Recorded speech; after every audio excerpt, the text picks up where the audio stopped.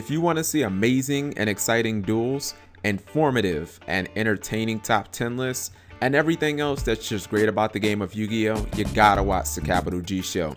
Shout out to my homeboy Dante. Ayy.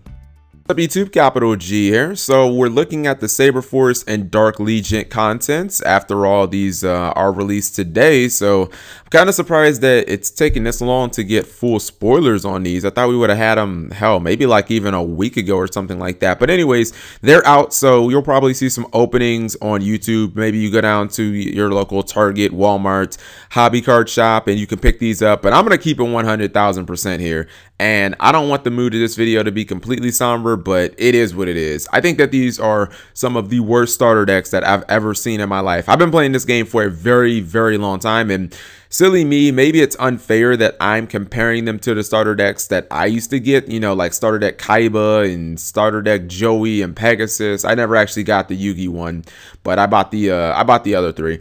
And it's like those starter decks were amazing at the time. Like, not only did they have incredibly hard to get cards, but they also had new cards as well. You know, the starter deck, if you look at starter deck Kaiba and starter deck Yugi, like they had alternate artworks of Dark Magician and Blue Eyes White Dragon, which were already ultra rares and legacy of Blue Eyes White Dragon. So it's like not only did you get easy access to those hard to get ultras, but then you got different artwork as well. You know, they also had cards like Dark Hole. That was a super rare in LOB, so it was pretty damn hard to get back then. And then you get it as a freaking common. It's like, woo, I got a freaking common Dark Hole now. Everybody can play it. But when I look at these starter decks, I'm just like, what is this garbage? You know what I mean? First off, this just seemed like, I'm looking at Saber Force, even looking at the fact that all the cards are, for the most part, terrible, it just seems lazy. Like, why are there so many cards that you need 2 copies of? I mean, you only have to put, what, 40 fucking cards in the starter deck?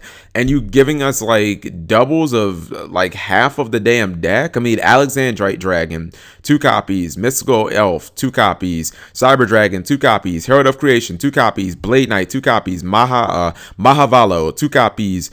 Ducker Mobile Cannon, whatever the fuck that is, 2 copies. Rush Recklessly, 2 copies. MST, 2 copies. Trap Hole, because yes, we're still playing Trap Hole in the year 2015, 2 copies. Dust Tornado, 2 copies. Call of the Haunted, 2 copies.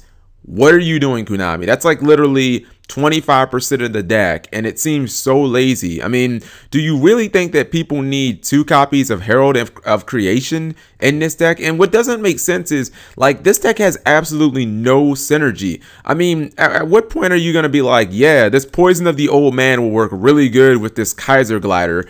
Like, this is a random burn card, and yet you're giving people all of these random ass tributes that nobody uses anymore. Maybe Cyber Dragon you can still use, but excuse me, you giving them these random ass tributes like Kaiser Glider that won't help this deck at all. And just what bugs me is that there are so many better versions of cards in here. You know, Black Pendants, Rush Recklessly, you know, Malevolent Nuzzler. Like, what the fuck? Like, these are cards from Magic Ruler, people. That's when I started playing the game. That's like 13 years ago. Even Axe of Despair was like 10 times better than Black Pendants at the time, and Axe of Despair came out in the same fucking set. So, like, why would you ever play Black Pendant, or actually worse, Malevolent Nuzzler, when you could just play Axe of Despair? And why play Axe of Despair when you can just play something that's way better, like United We Stand? And that's even beyond the point that nobody fucking plays equip cards anymore unless they're just broken ones like Snatch Steal Last Format. Like, people aren't willing to play equip cards unless they do really, really crazy things. So I'm just looking at these starter decks and I'm just like, okay, I don't even think that they tried. Now, I totally get that starter decks are not supposed to be structure decks. I actually like a lot of the structure decks, like the well, I mainly bought the Different Dimension Lord one. I mainly bought that one for just to get copies of Caius. But like the Machina Rampage, like that structure deck was really good. And you know, like they've had good structure decks in the past that people actually want. And I kind of understand that structure decks and starter decks are supposed to be fundamentally different, because structure decks are supposed to give you kind of like the foundation to build and play a competitive archetype, and they're supposed to give you competitive cards. But when I'm looking at these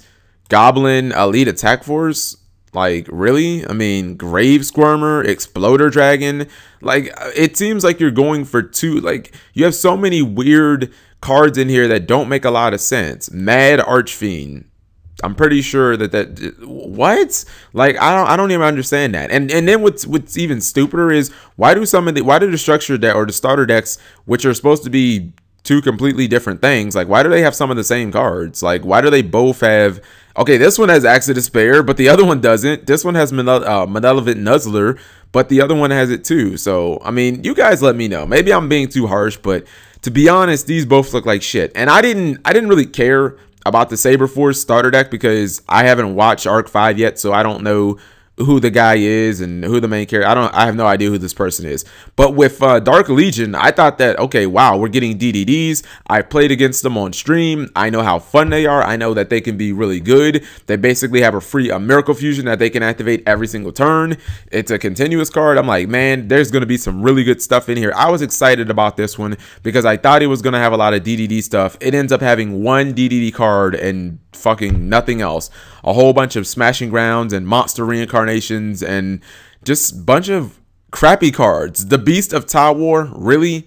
That card came out in Pharaoh's Servant, people. That's like, that was like, what, 2003? I mean, come on. It's a fucking 12-year-old card and you're reprinting it in a starter deck? Like, I don't know. You guys let me know. I'm going to say that both of these are just complete fails. I would not touch these at all. I mean, anybody who spends their money on these, good luck trying to get your money back. They just seem like a waste of time, and they seem lazy beyond anything else.